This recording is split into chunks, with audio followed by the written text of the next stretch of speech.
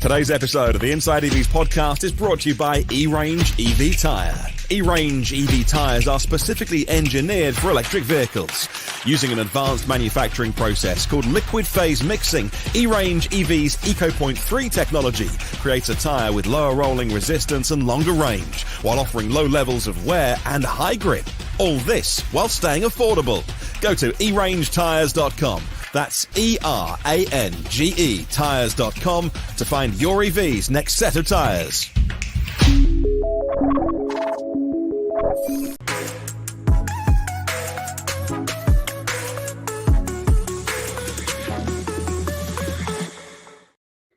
It's Friday, the 16th of February, and because it's Friday, it means two things. One, it's the end of the week, and the weekend is very nearly upon you, where you can sit on your sofas and relax as you wish.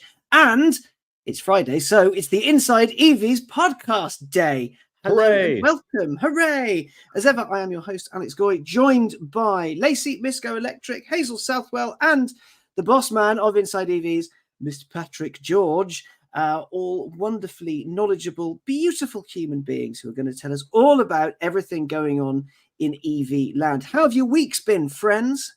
Real good, Alex. How about yours? Not as productive as I would have liked, but I still got some stuff done. Easily achievable tasks are the best. Lacey, what bit of the world are you in today? I am in Nashville, so Ooh. hopefully we'll be here for another couple of weeks. So that's hopefully still here. It's home for me for now. Yeah. Hazel, how We're supposed to call home for a while, though. It's a great. That's city. true. I am massively avoiding a winter situation back home in Michigan, so I am grateful for that right now. You know, it's funny. I lived in Austin a long time. I went to school there, and Austin calls itself the live music capital of the world. I always kind of wondered what Nashville had to say about that, but it hasn't come up between the two cities yet. So maybe that'd be a fun brawl. Yeah. Oh yeah. Hell of a beef. Yeah. I'd pay to watch that. Live stream it, have some live bands, like proper Battle of the Bands thing, like either end of a massive hall. That would be ace. Hazel, how are we doing today? You all right? I'm feeling very fresh and great. Yeah, I apologize for how I sound. I sort of had some leaving drinks from my other job last night because I'm moving which bar I work in. And despite my frankly antagonistic style of serving people drinks, it turns out a lot of them like me and bought me a lot of drinks, so I feel great. Super fresh, super bright, super bouncy. We're going to ask you all the hard questions that require lots of thinking. And with that, let us discuss EV news. EV news. It's been a good week for EVs, friends, but let's kick off with Scout Motors. Its new facility, the ground has been broken thereon. Now, for those of you who aren't entirely familiar with Scout, it's a VW brand. It's going to launch in 2026. It's going to make retro, sort of, but not heritage inspired. So says, I believe, Chris Benjamin, the chief designer, EV SUVs. The Scout, according to Benjamin, was a machine that always worked. But this refers back to the original Scout that was built by a company called International Harvester between 1960 and 1980. That sounds like they should make cereal, not like cereal oat-based products, perhaps. Yeah. I love that. Real quick, I love the names of like old American companies and how like formal and serious and scary they are. Like we're General Motors, we're International Business Machine, we're International Harvester, we're the National Biscuit Company. Like they were dead. They didn't have names like Startup Zooks or whatever that raised capital from Floop Capital, or it's all very serious business, and so was the Scout once. So was the Scout. Well, this is the question. Hell yeah, that looks awesome. Yeah, Patrick, you've kind of got the skinny on this. Before we go into what happened this week, what do you know about the original Scout? Because that's not something that really graced my fine shores. Yeah, for sure. I, as one of the two Americans on this pod, I'm happy to fill you in. This is not really a brand I grew up with, but it's really well known with American enthusiasts. International Harvester is kind of what it sounds like. They were a agricultural and heavy industry manufacturing company, but they also dipped their toes into the car world and made the Scout truck and SUV between 1960 and 1980. And this was kind of the Bronco before there was a Bronco. Like there was the original Jeeps. And then this guy, and then everything kind of kicked off after that, like the Land Rover Defenders, like it was one of those really early body on frame off-road vehicles that was really kind of niche at the time, in the 60s and 70s in America, but has since become all of the cars we drive in America, unfortunately. And, through a complicated, they stopped making cars in 1980, but through a complicated series of acquisitions, Volkswagen Group discovered, oh, look, we own this trademark to the Scout Motors brand. Like, look at that. Like finding a fiver in an old coat. Oh, yeah, unbelievable. And from what they've told me is at the end of the 2010s, this kind of got the wheels turning at Volkswagen because, in your part of the world, Alex and Hazel, Volkswagen has like 20% of the market share. Like it's huge in Europe. It's huge in China still. It's tiny in America, and that's always driven them insane. Even with Porsche and Audi, like it's a tiny company. It's like 4%, 5% of American market share is the VW group. And so this is their plan to take over America. It's like, we are going to give Americans what they want. We are going to make a factory in South Carolina from the ground and build a ground up platform, all new car. It's an electric truck, an electric SUV. It's meant for off-roading. It's kind of retro looking. It's heritage inspired. It's just like, it's Volkswagen Group saying, look, we're just going to give the Americans what they want. This is your baby. You run with it. The CEO is the former, Scott Keogh is the former CEO of Volkswagen America, who's a really sharp guy. But they've got the Volkswagen Group backing. They've got, the funding. They've got the factory manufacturing expertise. It's not going to happen. I'm guessing with that comes a lot of part sharing and a lot of kind of, we already have this tech, so put this here and put that there. Some of it, yes. And I think that there will be some commonality between like the Volkswagen Group cars and this, but it is a new platform and they're trying to make their own special interior for it. They want to have buttons and switches and mechanical controls. It's not going to use the battery that the Volkswagen ID4 uses, for example. Like they're still figuring out which battery to use. So it is a really fresh effort from them, like in ways we've never kind of seen before from VW Group. So I think this is going to be a really interesting product when it comes to market, and people behind it are really serious. And as Lacey knows, as like a Rivian driver, like this kind of car is like blowing up in America right now. Like retro SUVs, whether they're electric or gas powered, I think this thing could do really well. I mean, Lacey, what's your read on this guy? Yeah, so I'm super excited about this. Supposedly the SUV is supposed to come out first, and then like 6 months after that, the pickup truck is going to come, but we should see a prototype version of it in Q3 of this year. So I'm super excited for that. Now, I read that they are working with Magna. Magna's got the contract to develop this. So they're going to be in charge of that. Like it's a huge hundreds of millions of dollars they're paying them to develop the first couple cars, I believe. And I would guess they're probably going to leverage their Canadian battery facility that their Volkswagen's going to build just to try to get those incentives from the US market. They said that this first SUV, like a while back, was going to start around $40,000, but we'll see what happens when it comes to market. As we know, it's really hard to say what a price is going to look like and then years later keep that same price point, especially over the years with the pandemic and everything changing the supply chain and all that. But I don't know. I'm so excited about this because, I mean, when you just think of the blend of the heritage that Scout is, but then bringing it into the future with an electric powertrain. And I like the fact that actually Volkswagen is saying that we're going to kind of do this separately. Obviously, they're going to be forking over the cash to get everything in order, but they're going to actually like treat it mostly as its own thing with its own platform. So I'm very much looking forward to this. So I think it's going to do really well. The 40,000 US kind of initial jumping in point. Okay, material costs have changed. It's not going to be that affordable or value or whatever you want to put it. But I guess that kind of ties into the original. If my maths is right, the original vehicle, it was a very workaday. It wasn't a luxury vehicle. It was a pickup and a SUV to get people across bumpy field. A little bit like one of my favorite car manufacturers, the Romanian Dacia, which just does affordable, simple to maintain, nothing mechanically fancy kind of cars. Is that sort of the value end that you think they're going for, or is it a little bit more upmarket?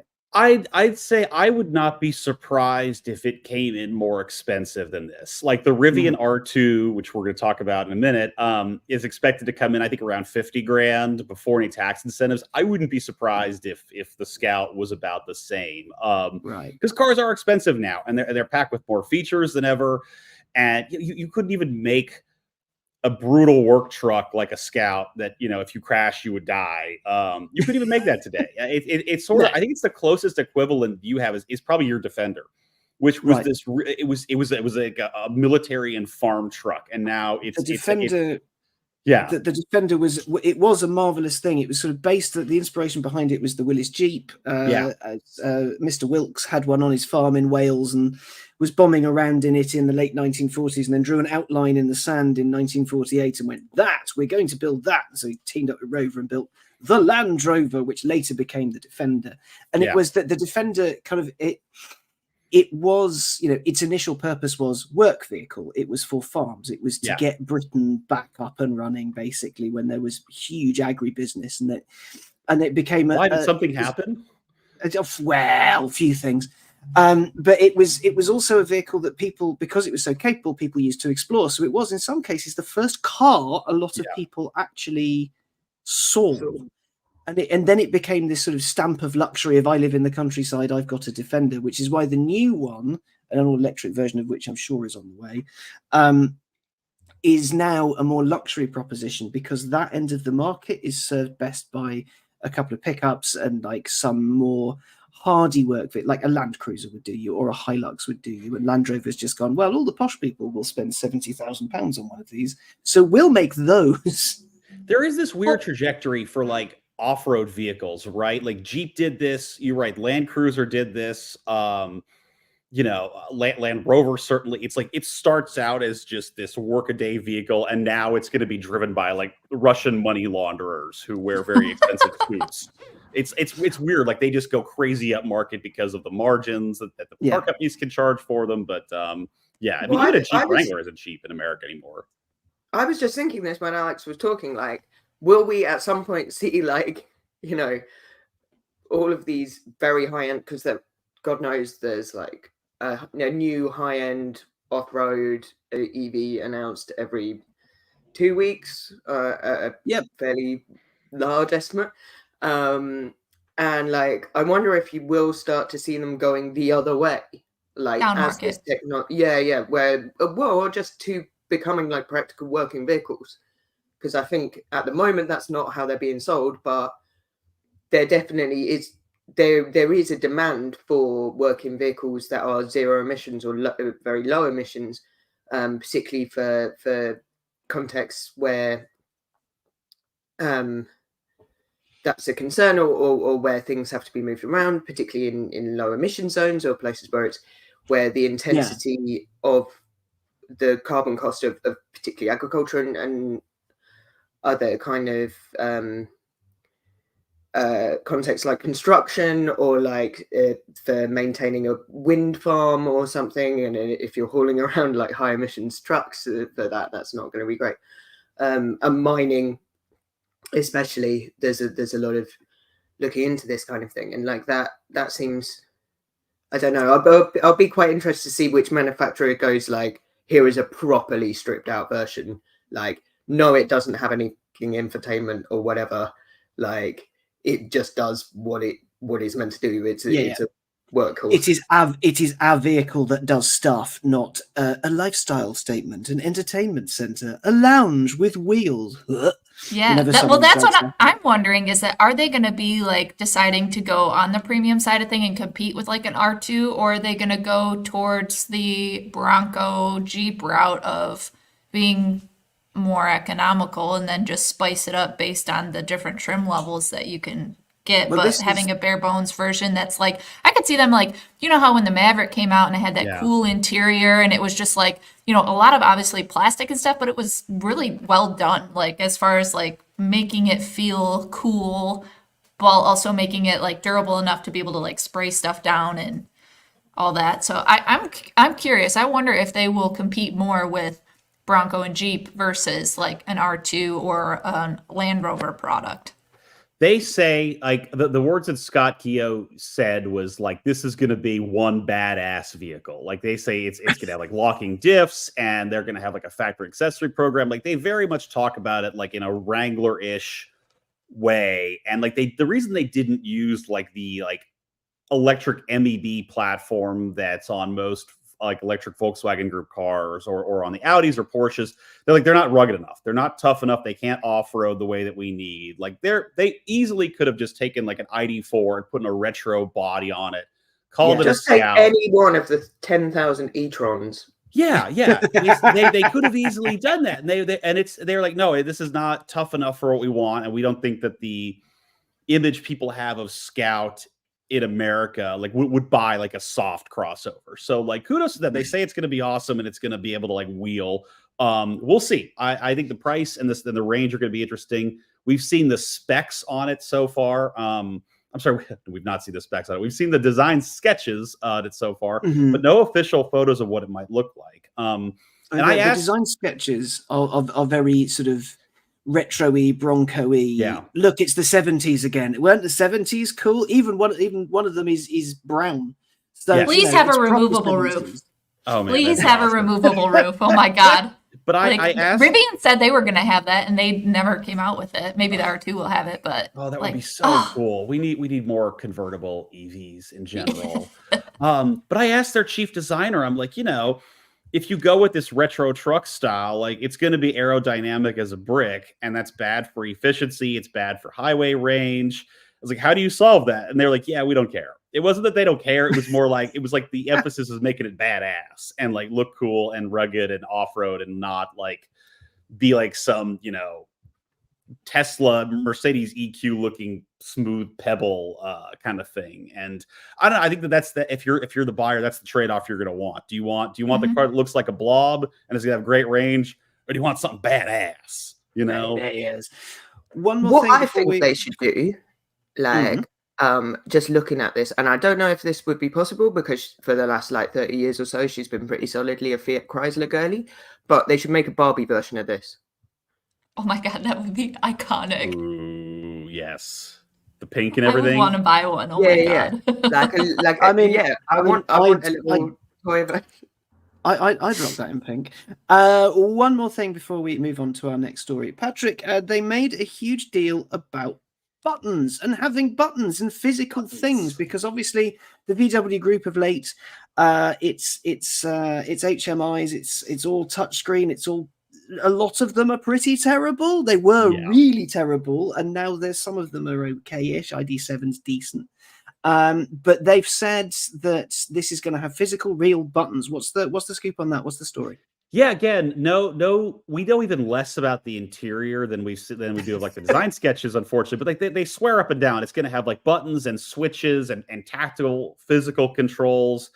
And I think their argument is like, okay, if a day comes when all cars are electric, not every car needs to be just this screen-filled thing that's full of like, streaming and gaming apps that you kind of just sit there, watching while it drives itself or while you're charging. Like some of them just need to be cars. And like, I brought up the point that like trying to operate a screen while you're off-roading a vehicle and going over rocks is like, it's a great way to like throw up all over that screen. I actually the cameras are helpful. Yeah, the cameras are helpful. I actually think this is one area where Rivian falls down. As much as I like those cars a lot. No offense, Lacey, but like I think that like I agree actually. Like that's why like last week I said I'm somewhat disappointed in my truck was because mostly the infotainment screen I think is lacking a lot. But yeah, and it's just a lot to operate all these different features through one screen. And it's also they said a way to be different from the rest of the VW group. So it's not going to look like a Golf or Tiguan or something inside. Right. So I don't know. And I think more and more of these automakers are realizing that customers don't like this, the screen dominance. There's a lot of safety issues there. True. So maybe this is a step in the right direction for at least a little bit more balance, But go bare bones then, like if you're gonna go bare bones, and then let us like hose it down when it gets dirty and stuff like that all over the place. So it's you want like an EV that's like it has like a choke and like a 4 on the tree, right? Yeah. I would take the old Scout and turn it into an EV. That would be honestly awesome. I brought this up. I'm surprised they didn't, because they did like a caravan down from somewhere and a bunch of retro Scouts, which not At least one of them. Yeah, like not the cleanest vehicle on the road. Looks Right. cool, but like I was like, why didn't you EV convert these? And they were like, where do you get the batteries from? Like we get used Tesla packs. It's not a good look for us. So I don't know. I think at some point they might do some. They could just get that. There's like an out of the box. I've definitely written about this. There's like an out of the box Land Rover conversion kit. Yeah, from Electrogenic in the UK. You can get it in. And there are Electrogenic has I think 3 or 4 approved places in the US because they sell cars over there all the time. So it is possible, but the way they do it, this is potentially very boring, but the way they do it is you have to send a car to Oxfordshire, and then they take the engine and the powertrain out, and then they laser scan it and they figure out where they can put stuff. So the process for doing that for a one-off is both very expensive and very lengthy. Yeah. This is also like more high tech than the production of that truck ever was when it came off the assembly line. Like we're talking lasers here, Yeah. It's my friend Nipam has jumped into the comments saying, sounds like you basically want an EV Duster. I'm sure Alex would agree. Yes, an EV Dacia Duster. Yes, please. I had a petrol one in last week. It was the best thing ever. Anyway, moving on from Scout and moving on to Rivian. As we said, we're going to talk about it later. Now is later. So Rivian R2 is set to be unveiled very, very, very, very shortly. March the 7th, the week before my birthday. They reckon it will have a lowish price tag, $40,000 to $60,000 is what we've predicted, but who knows? No one knows what it looks like, apart from some spy pictures from a mobile phone very, very far away. Someone went and zoomed in as far as they can go. Lacey, you're our resident Rivian expert. What do you think? Well, I'm sad because I got invited to go to that event and I can't go, unfortunately. So I'm very depressed. I know. But I'm super excited for this because I think everybody wants a lower cost EV. It'll be interesting to see what the changes are that Rivian's going forward with this platform. Well, I mean, technically it's still an R, so I'm sure there's going to be a lot of carryover, but what are they going to eliminate in order to get that cost down? And what's the range going to look like? Something closer to, the standard pack, which they just released. Yeah, I mean, sorry.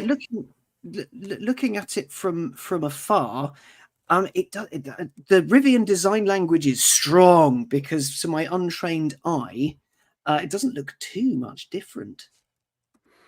No, but that's smart. I mean, like everyone loves the look of these vehicles, like these Rivians. Like they look awesome, and you put this in a smaller, more affordable package. I think this is going to print money for this company. I think this is going to be this will be like one of the poster children this year for like what EVs slow down in America. Like this and the Kia EV9.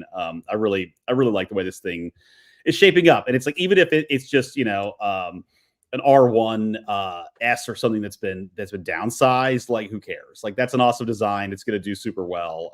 I think this is going to be a smash hit when it comes out on March 7th. Sorry, I don't know where I just stopped talking, but I had some random ad just pop in my ear because I had one of the articles open and it was about worm composting, so it totally threw me off. And I thought it was Danny's thing, so I apologize for just stopping because I was like, why am I hearing about worm composting? Lacey, are you paying for the premium ad-free subscription to the InsideEVs podcast that you also host? It was an article, one of the articles. It just randomly started playing an ad on that webpage in the background. Lacey, do you have many worms you need to compost? I guess. Apparently, how big a composting I once nearly did this on a very unsuccessful review drive. How much compost can you fit in an R2? Go look on that ad, I guess, and maybe they'll tell you the answer. Yeah, we just need to start Googling. These are the composting. tough off-road questions we need to know about these vehicles. So for our wonderful American co-hosts, what would your ideal R2 be? Like, what would you really want? Would you want an R1 with less stuff? Would you want smaller batteries? Would you want lighter weight? Would you want longer range? What needs to be improved from the R1? I think if you're asking me, it's like I like the R1 a lot. It's just huge for somebody like lives in New York City, and something that you could parallel park a little easier and still has decent range would be great. Because I really liked that vehicle a lot when I drove it. We have a review coming to the InsideEVs.com later this month. I don't know. I think downsizing it would be my main thing, but I'll defer to the Rivian owner here in the crowd. Like, what would you improve on? Yeah, Lacey? I completely agree. I think downsizing is the way to go. They'll probably shrink the battery pack to get a better entry price on that. And now they're making their own in-house motors, so they'll probably include those to a dual motor setup. And that's obviously going to help them save money too, because the original quad motor was Bosch. So I think they're doing everything that they need to in order to get those prices down. I think the interior will be a little less premium than the R1T is, but other than that, I think it'll just be kind of a stripped down version, a little bit smaller. From the pictures that I saw, it didn't look as small as I thought it would be from the spy shots, if that's really what it is. But it doesn't look tiny at all. It looks quite large, but I guess American downsized is still like a Range Rover. So. Well, and I mean, to be fair, they're going to probably come out with an R3 and other size stuff. So this is probably, I wonder where it sits in the lineup as far as, because they'll probably make something, I would guess, bigger than the R1. And then they'll probably also make something smaller than what we're seeing with R2. So, I mean, I just love the fact it's called the R2, because if I bought one, I'd call it D2, because I'm a big nerd. Have that be your license plate. Oh, hell yeah. Oh, that would be amazing. I don't know how I didn't think of that yet, but now it's the only thing that I will think of when I encounter that vehicle for years to come. So great work, Alex. Oh, but Thank it you very would much. feel cool if it had like the thing, even though we're talking about like stripping down features, like making it a bit more basic, like, the BMWs have this thing where you can be like, hey, BMW, and it wakes up the whatever. Like, if you could be like, oh, R2, like, feeling like every time you miss a junction on the nav, it makes that noise. That would be amazing. That'd be awesome. Rather than rerouting. And if you get something wrong, it would just give you BP shade. Yes. We are coming up with a lot of good like film franchise crossover stuff. Like OEM should speak to us about this. Contact at InsideEVs.com. Anyway, Lacey, sorry, rudely interrupted. No, I was just saying, I hope that they have the removable roof on this too, because that would just make me so happy. But did you guys see the patent that Rivian was putting in for their own version of the camp kitchen? Because originally they had a camp kitchen, and actually I talked to the people that were the supplier that designed the original one, and they basically told me like, we were going to go ahead with this with Rivian, but ultimately like it just cost so much money to manufacture that they would have lost money on all of them that they would have sold. At least that's what one of the people that worked at that company told me. So it looks like they're making their own version based on patents that had come through for a camp kitchen. And then I also saw a patent a few weeks back for the R2 that had auxiliary lighting patent up on the top of the vehicle to be able to just basically like factory plug in to the top of the car. So this seems like they're probably going to go ahead and make a lot more accessories than what they currently have with the R1 platform. So that's going to be fun. A veritable Ford Model T catalog of stuff. If you ever get the chance, when the Model T was at its heyday, there was a catalog of everything you could get in it, and it was like an inch and a half thick, and it included a plane starter, so you could start your biplane with it. Anyway, I like the idea of that. So Rivian R2, it's a comment. Hopefully we've seen it. Hopefully it'll be good. Now, in slightly more confusing news, EVs are selling for less than they're supposed to be in some cases, and a lot more than they already are. So it's been reported that the EV6 and Ioniq 5 are 1.9 to 2.5% cheaper than they're supposed to be. The ID4 and the Kona Electric 3.6 to 4.6% cheaper, whereas cars like the Mini Electric and the Porsche Taycan are 20% more expensive than they're supposed to be. Now, again, I think this is a very uniquely American thing, because the way the dealer network happens. Because if that was to happen in the UK, you go in, you go, this car costs this much, I want that option, I'll see you in 2 months with the rest of the money, and it comes out at that much, or you sign a ridiculous lease deal.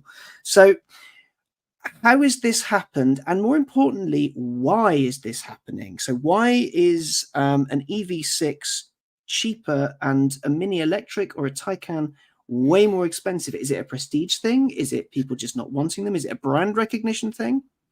Yeah, first of all, the top line read on this for me is it's great news, because the EV6 and the Ioniq 5 and Ioniq 6 are like three of the like very best electric vehicles in the world right now, full stop, and you can get them brand new, cheaper than ever.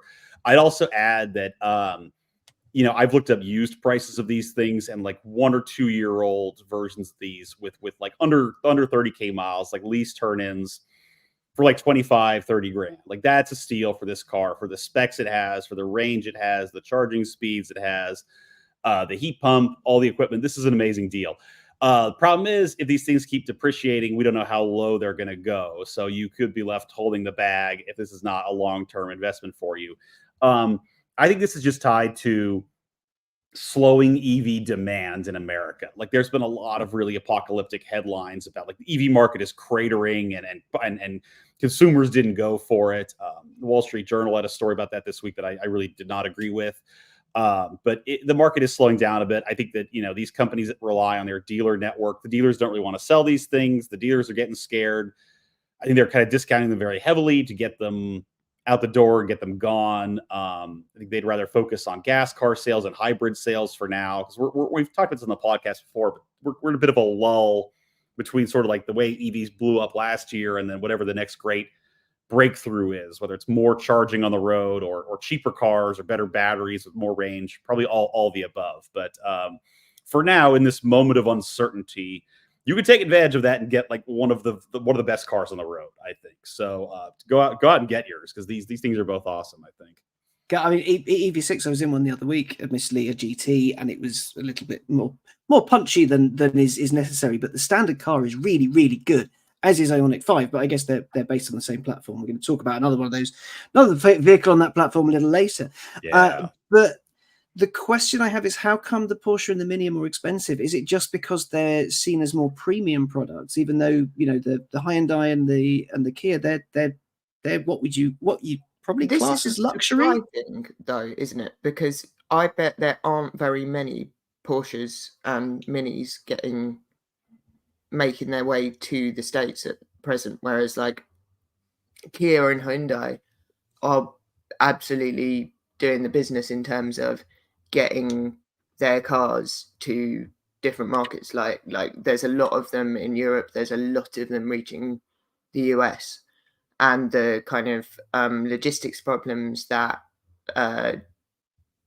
companies like Porsche and Mini are facing just don't, like Hyundai and Kia have got that one down. Like compared to any other manufacturers, they are doing so well in terms of deliveries.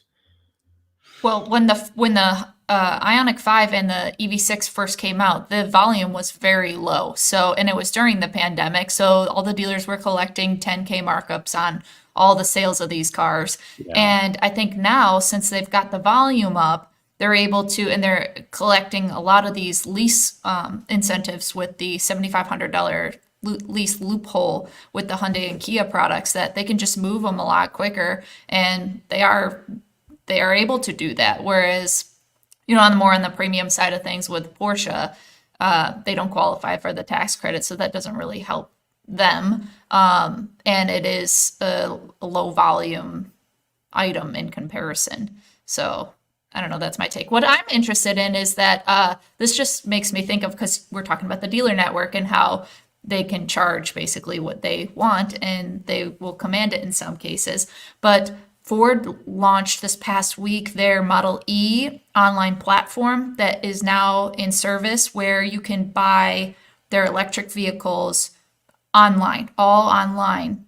And then you would go pick it up at the dealer or whatever. I haven't obviously tried how that works, but I just saw a post last week that is now in operation. And that makes me think, I don't know if you heard anything, Patrick, while you were at the Scout thing. Sorry to bring it back to that, but are they going to go a traditional dealer route, or are they going to go more of a like hybrid or like direct sales type of thing, like the Model E from the Ford perspective? Did you hear anything about that? Because I thought they were going to go closer to direct sales vibes. Yeah, no, that's a great question. We did ask about that. It's all really TBD. They are not going to do like attach these Scouts to like Volkswagen dealerships. Like they want to do like a standalone network.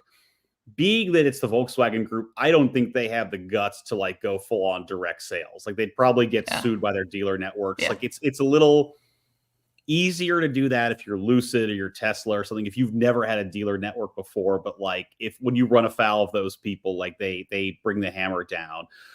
So I could honestly see probably standalone dealerships for Scout, and then some kind of like Polestar does. Yeah, then some kind of online deal, like Hyundai is dipping its toes into selling via Amazon. There's the Model E tactic you mentioned. We don't need to go too into this on the podcast, but it is a conundrum for these automakers because they're so dependent and beholden to their dealers, and the dealers don't want to sell EVs, and like they're trying workarounds there in America, but like they can't even admit they're doing it, but they're obviously doing it and freaked out. So I don't know what Scout's going to end up doing, but it is a problem for these car companies, and that's going to be an interesting challenge in the years ahead.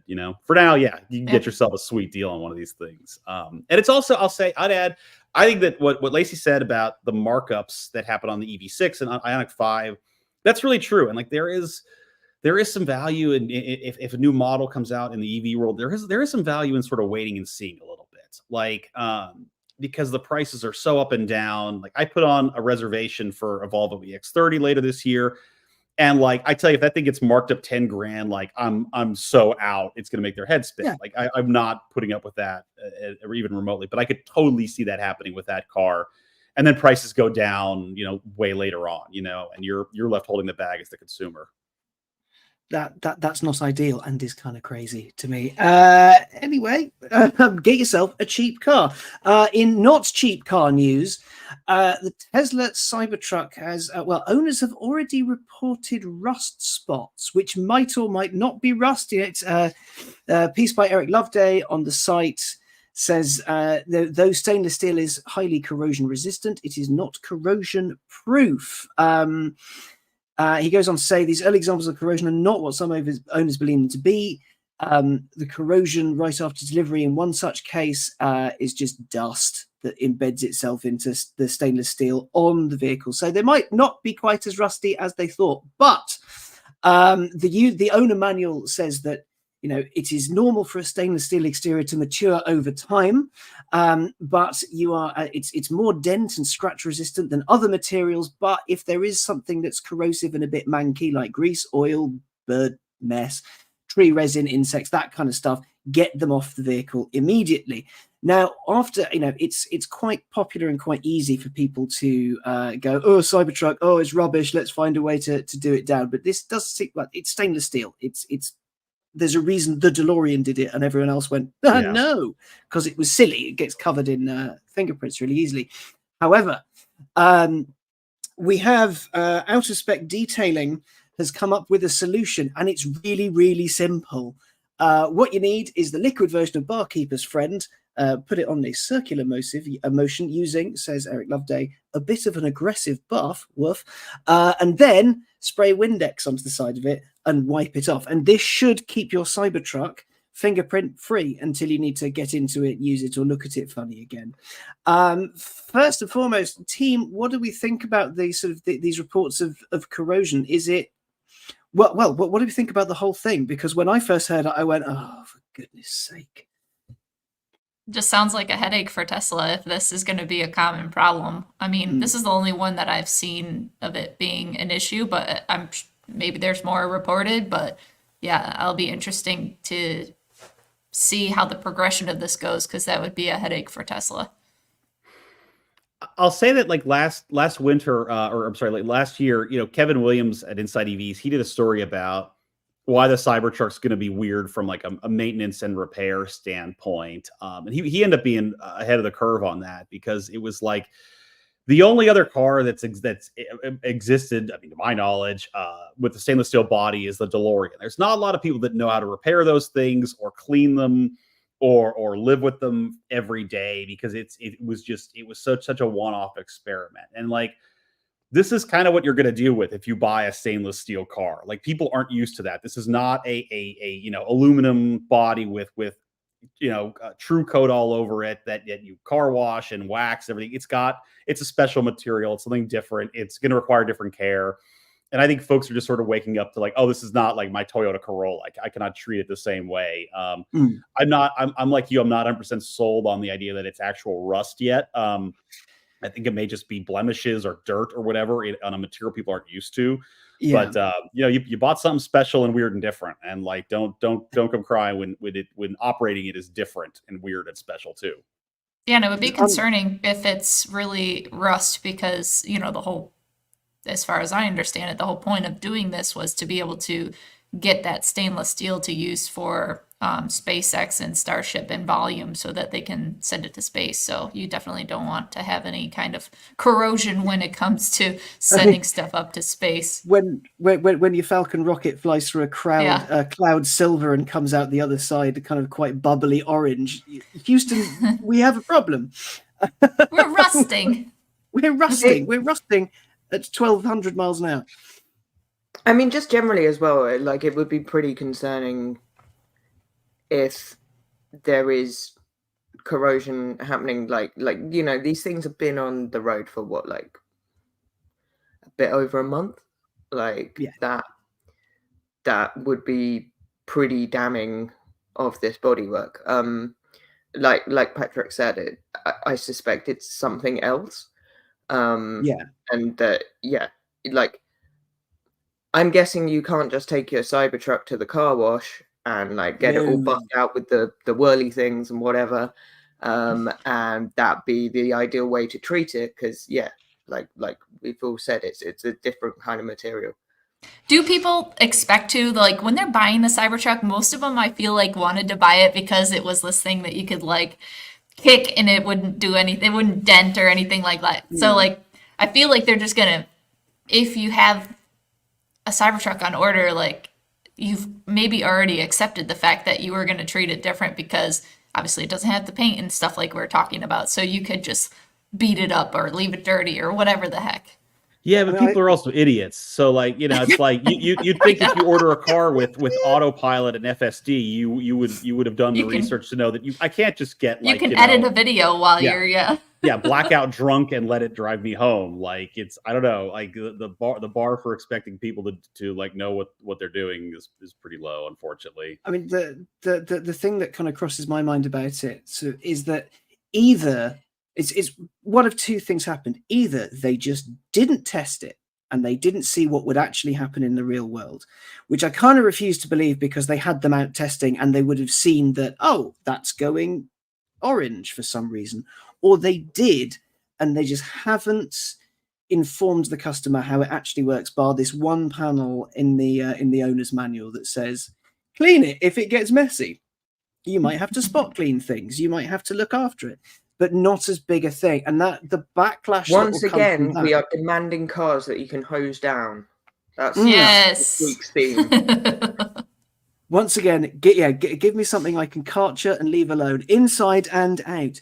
But if they knowing their audience and knowing, you know, the amount of hand-holding that people have to go through these days. It's not expected. Like in the 50s and the 60s, you could buy a car and expect it, you know, one glance at the sun or living next to the sea and it would crumble. And you go, well, yes, car in it. They do that. Now, when you're selling something for, you know, hundreds of thousands of dollars with such hype and saying it's going to be the best thing in the world, to just have a page and say, look, this is quite different. You need someone to be on the other end to say, look, okay, it's going to look like it's rusting. It's not rusting. This is what it actually is. This is what it is. And then say, by the way, Barkeeper's Friend and Windex will do it. I mean, don't get me wrong. I have cleaned. So, like, if you really want to clean a car in a hurry, Windex and a microfiber will get it shiny. But, every car magazine shoot you've ever seen, that's how you do it. But and to be fair, yeah, it's like, so my Tesla, my Model Y had a black trim piece that went all the way around the trim. If anybody has a Model Y, you might know about this, but it like, when it gets wet and it sits for a long time, it has these like little, like almost looks like an oil spill all over the trim. And the service center actually, like the Tesla service center, showed me a particular product that they use to clean it. So I'll be interested to see in comparison to what Colton put out on the auto spec detailing video versus what the service center is going to tell you to clean it with. Like, has anybody heard about that yet? If you have, let us know in the comments, please and thank you. It's just a very strange thing. Right.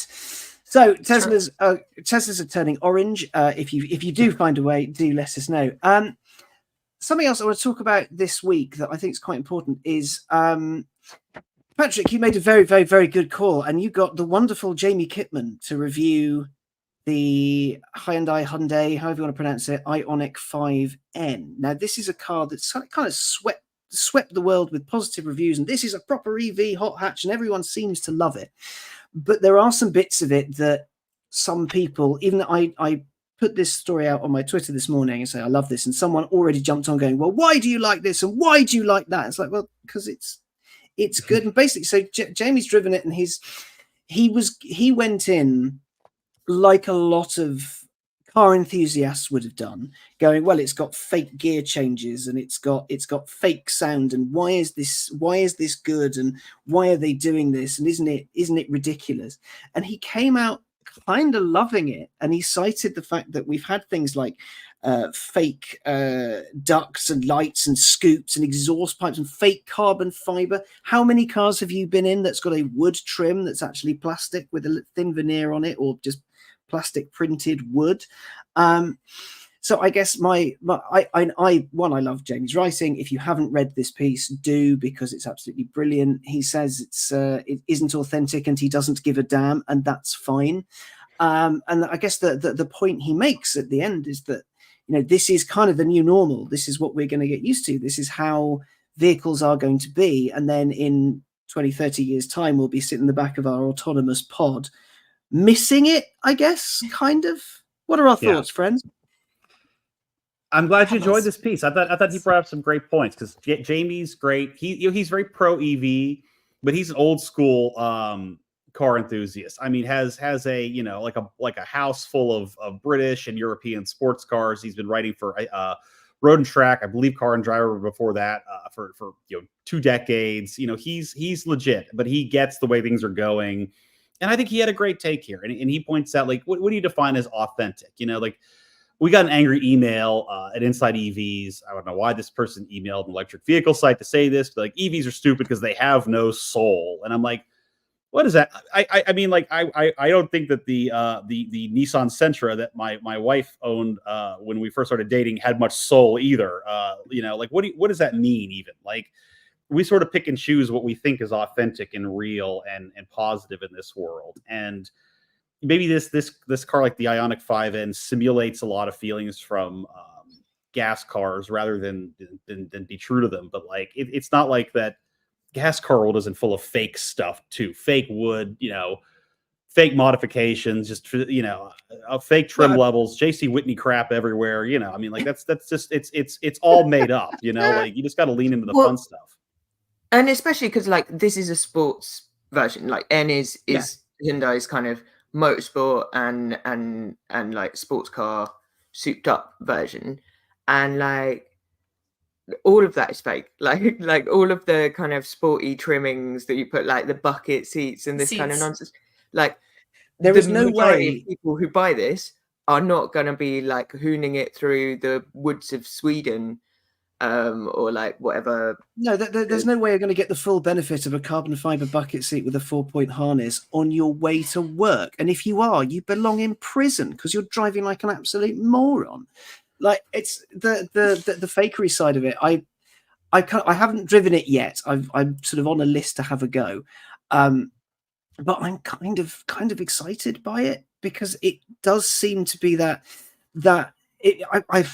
Sorry, let me elucidate that thought properly. It seems like it's going to be that midpoint where combustion people go, "Oh, I get this," and EV people go, "See, it is good. Stop being rude about our things."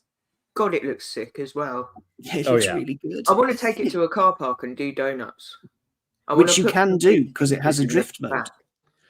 So you can do big skids. I adore this thing. I'd love to own an Ioniq 5. Like, I think the end would be a bit overcooked for my own personal needs, but it's just like I'd take range and practicality over insane performance. But like, I'm really eager to drive this thing later this year. Like, I'm awesome. I think Hyundai did an awesome job with it. There's almost certainly going to be an Ioniq 6N by virtue of being smaller and lighter. I think it's going to be an even better car. So, what's not to like here? They're trying, and they don't. Again, this is a company that's really undaunted by this EV slowdown. We're supposedly, and they're like, we don't care. Like, it's full speed ahead, and they're figuring it out. And this is the result. It's cool stuff like this. So, hell yeah. Well, speaking of Ioniq 5Ns and needlessly fast eGMP platform cars, I've been driving a needlessly fast eGMP platform car this week. Ooh. I've been in the Fast GV60, which has a ludicrously long name over here, but basically it's got a 77.4 kilowatt hour battery. It will do 0 to 62 in 4 seconds. It's got 480 odd horsepower. The range, there's 200 and something miles. It's been cold and miserable, so it's been up and down, left and right, and a little bit silly. The figure that I really like, though, is 50 to 70 miles an hour is 2.5 seconds, which is very fast. It's also got a big boost button on the steering wheel. So if you do find yourself with a gap that's vanishing, you can press that, and then you'll be in the next county over within about 30 seconds. I thoroughly enjoyed the drive. I mean, when you're not being an idiot, it's just a comfy, quiet thing. Like, the sound system's good, the seats are comfy. The one I have has sort of vegan-friendly interior, so it looks like leather, but it isn't leather. They peeled several acrylics for it, or whatever it is they use.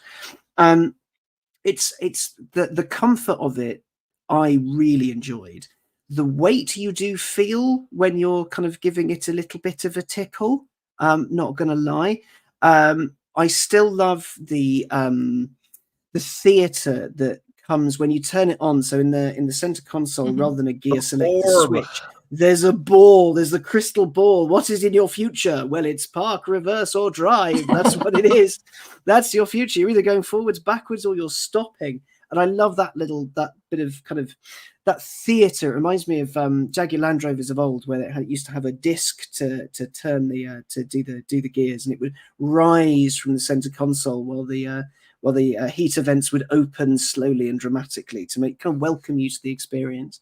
The power it's bordering on needless. I know it's kind of silly to say, and I know I really like fast cars. They're kind of my jam, but the standard eGMP platform stuff is quick enough already. And if you take some of the silliness off, you get more range. And I'm a firm believer that in EVs, especially at the moment, you don't need a normal mode. You need an eco and you need a sport. And that's kind of it. Yeah. And then with that, you just need eco and boost, because there's no way you're going to be wanging around in at 1,000 miles an hour everywhere in that thing. It would be ludicrous. You'd be charging every 30 seconds. But it's good, because with a 350 kilowatt charger, you can get from 10 to 80% in just 18 minutes. My one big problem with it is it's even in the muted navy blue I have parked outside. It is quite ugly. That is 100% Bruce. Yeah. Bruce, so your color combination. Well, navy blue with an interesting interior is. This is Bruce from Finding Nemo, right? Yes, I think it looks like Bruce from Finding Nemo. Okay, Patrick, I thought that you was some should kind have. of slang I wasn't aware of. Sorry. We talked about this before the for a minute show. then I was like, I was like, is this a London thing? Is it a Michigan thing? My brain is like doing the math calculating. What does this mean? It's like when the kids used to say something cool was very Dench after Judi Dench because she's so cool. Sadly, it is not Bruce after Bruce. Oh, what's his name from Evil Like Dead? Bruce Willis. yeah. Even better.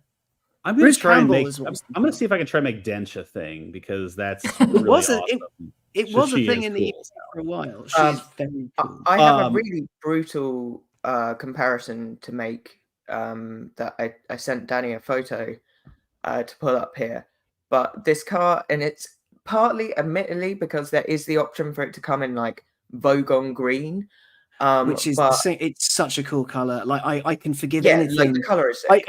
I forgive any manufacturer really quite frumpy design if the car comes in highlighter proper 80s neon yellow. I think that's just the best. But another EV from 1998, which also came in this ludicrous green, is the Lada Rappan. And that is literally like every time I look at the GV60 Sport version as a consequence, like this just pops into my brain. This is a photo from the one time it was ever seen, which was at the Paris Auto Show that year, replete with models. It's the Lada the Lada Lapin, like the French for rabbit. Rappan. Okay. I want that. Which rapid it was not. It had a 25 kilowatt motor, which is like 33.5 horsepower or something. This is electric, this thing. 14 seconds. 14 seconds. I mean, that's 10 more than the GV60, which means you have all the more time to admire its greenness. I mean, it's kind of it's great to see people referencing EV history. I love that. I mean, yeah.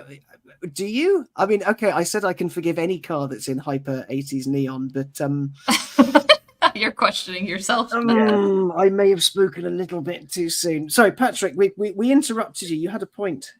Did I? I don't think I ever did. I was talking about the design being a little challenging. The point I have is that you're wrong, and the GV60 is good, actually. It's a good car. It's just it is. Thanks for coming to my TED Talk. I love the way this thing looks. I drove one last winter, and a lot of people came to me and asked me if it was a new Tesla, which is an interesting response to that. I think maybe it's because Genesis isn't super well known yet, or just the vibe of it. But I love this thing. It is fast as hell. I had a GV60 performance. I got up to the bumper on a back road with a Dodge Challenger and a V8, and he was just tearing ass, and I really ran with him in this thing, in this big electric luxury crossover, and outpaced him. I probably sent that guy to therapy, which maybe needed to happen if he's a Challenger owner. Men will do anything apart from go to therapy. So yeah, you probably did the world a favor. When your V8 muscle car gets dusted by a luxury electric crossover, it's you might need to rethink some things. But like this thing's dope. It's whimsical and weird. It's you don't see a ton of these even in the United States because Genesis does not have a lot of dealers yet. They're still kind of pricey in a lot of ways. I looked up while we were having this discussion. I was like, I remembered how much I like these things. And like, you want a used one, it's still like 50, 60. And you could get its platform mate, like an EV6 or an Ioniq 5 with same or better specs for much cheaper. But for the right person, this thing's rad.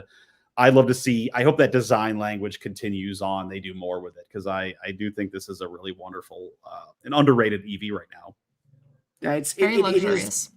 It is very good. Like the luxury, I think the luxury side of it, I agree with to a point. But the idea of Euro luxury versus Korean luxury, especially like over here, it's like, oh, look at all these lovely silver buttons. Yes, but they're plastic. Oh, look at all of this space. Yes, but the materials are a bit weird, and it's kind of, it feels very kind of 1980s sci-fi in a way. There's lots of buttons and there's lots of like shiny materials, but they're not actually, they don't feel very nice in places. And that's one of the reasons, I think one of the reasons why Genesis isn't in the rudest of health in the UK. But the car is ace. And with that brings us to the end of our hour, I'm afraid, ladies and gents. As ever, if you would like to get in touch with us, if you've got comments or questions or anything like that, do send us an email to contact@InsideEVs.com. Huge thanks to our man behind the scenes, Danny Howard, who's been making sure everything runs mega smoothly. And big hugs and thanks to our wonderful, wonderful team of experts, Hazel Southwell, Miss Go Electric herself, Lacey, and the boss man, Patrick George. We will see you next week for more EV wonderfulness. Have a great weekend, friends. Bye. Great work.